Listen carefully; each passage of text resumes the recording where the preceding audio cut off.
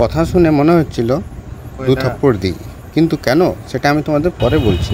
আজকে আমি এই 3 মাস্কেটিয়ার্সকে নিয়ে আলিপুর সেন্ট্রাল জেল, যেটা এখন মিউজিয়াম হয়ে গেছে, সেখানে ঘুরতে গেছিলাম।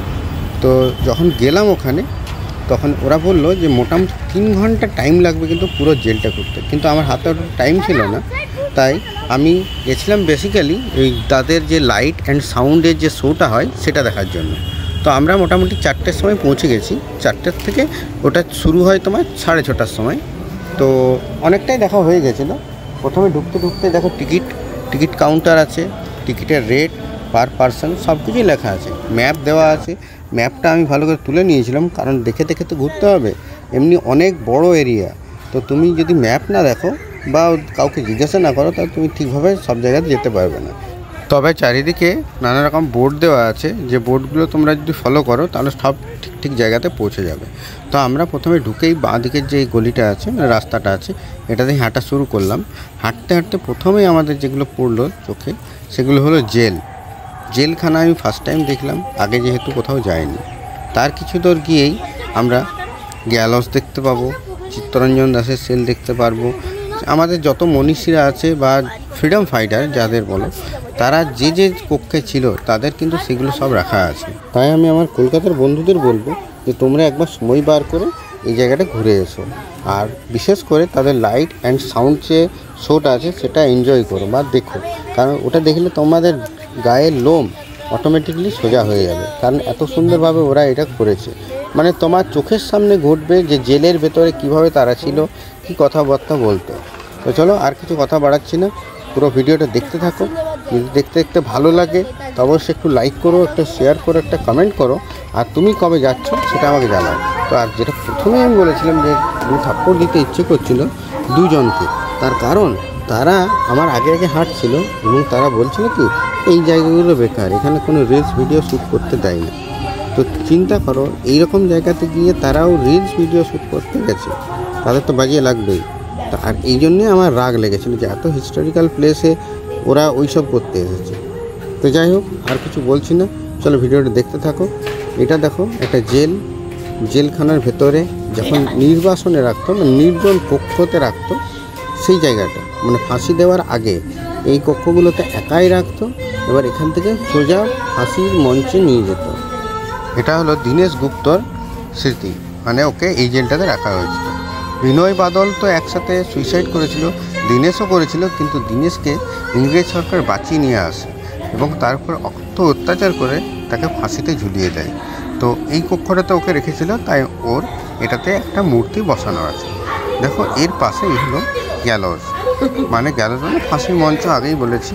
ভেতরটাতে হয়তো ছিল, এইটা সামনে আমার যতদূর মনে হয় এটা রেপ্লিকা করেছে যাতে মানুষের দেখতে সুবিধা হয়, কিন্তু অরিজিনাল একটু পাশে গেলেই তোমরা দেখতে পাবে।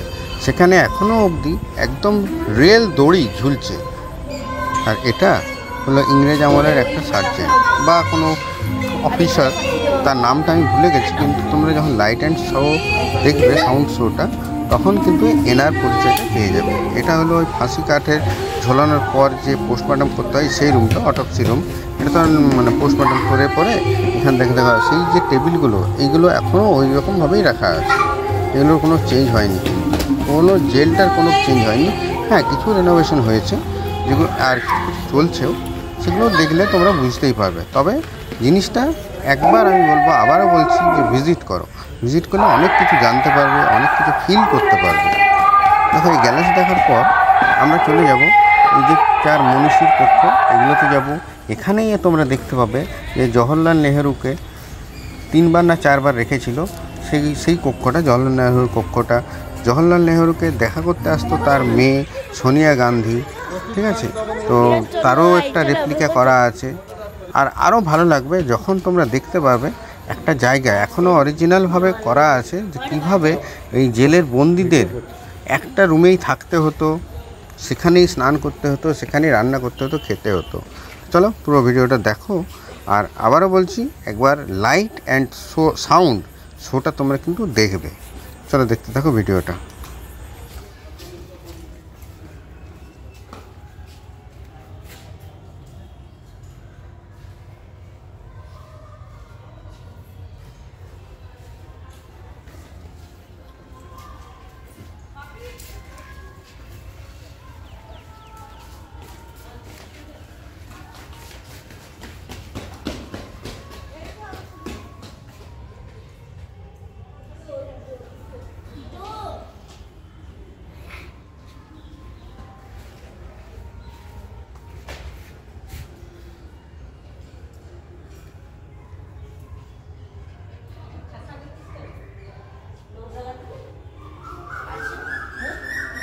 इंदिरा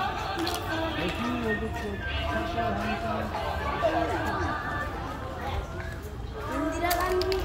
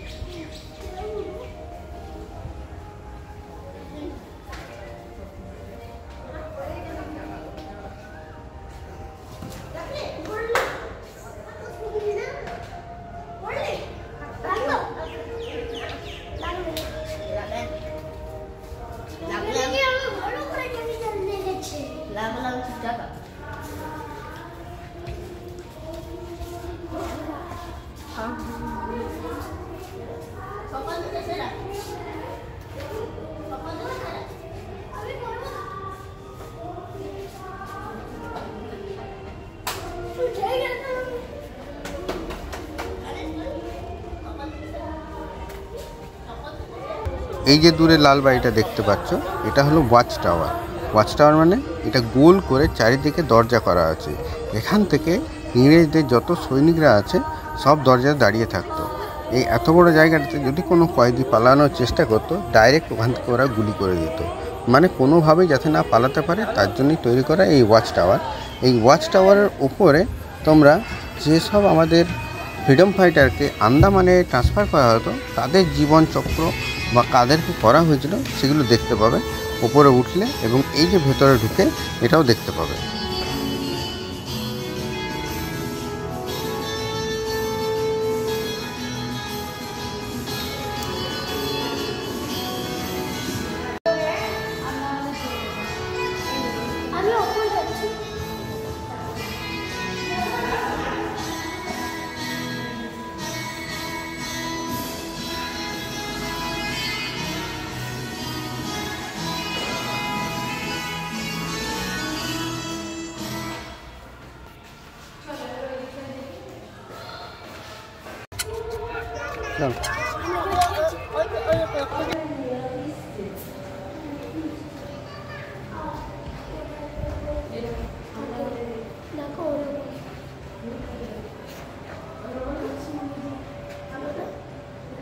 ড্রেস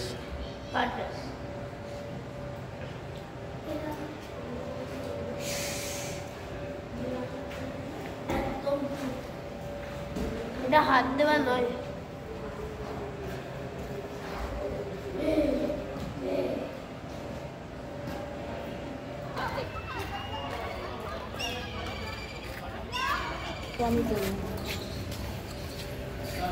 হ্যাঁ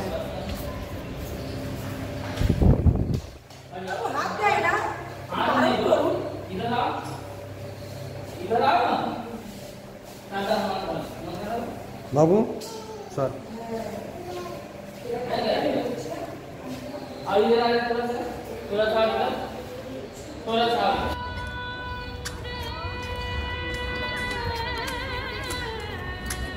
কি লেখা আছে এখানে? বন্দীদের জীবন। তাড়াতাড়ি যান। চলো জলটা তো এখানে স্নান করছো, তো এখানেই যাবো, তো এখানেই পরে যে স্নান করে নিতে দেখেন।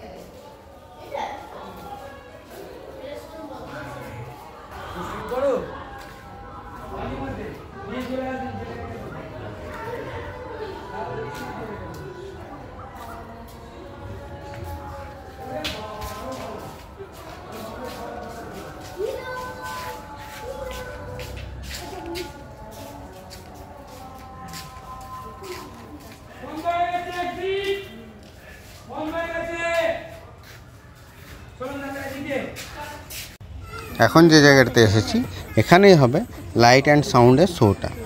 অভূতপূর্ব এই সমস্ত জেলগুলোর থেকে নিয়ে তোমাকে দেখাবে। আর এটা ডান দিকে যেটা আছে এটা হলো তোমার হসপিটাল, তখনকার দিনে যে হলিপুর জেলে হসপিটাল ছিল সেটা। তো চলো জানাও ভিডিওটা কেমন লাগলো।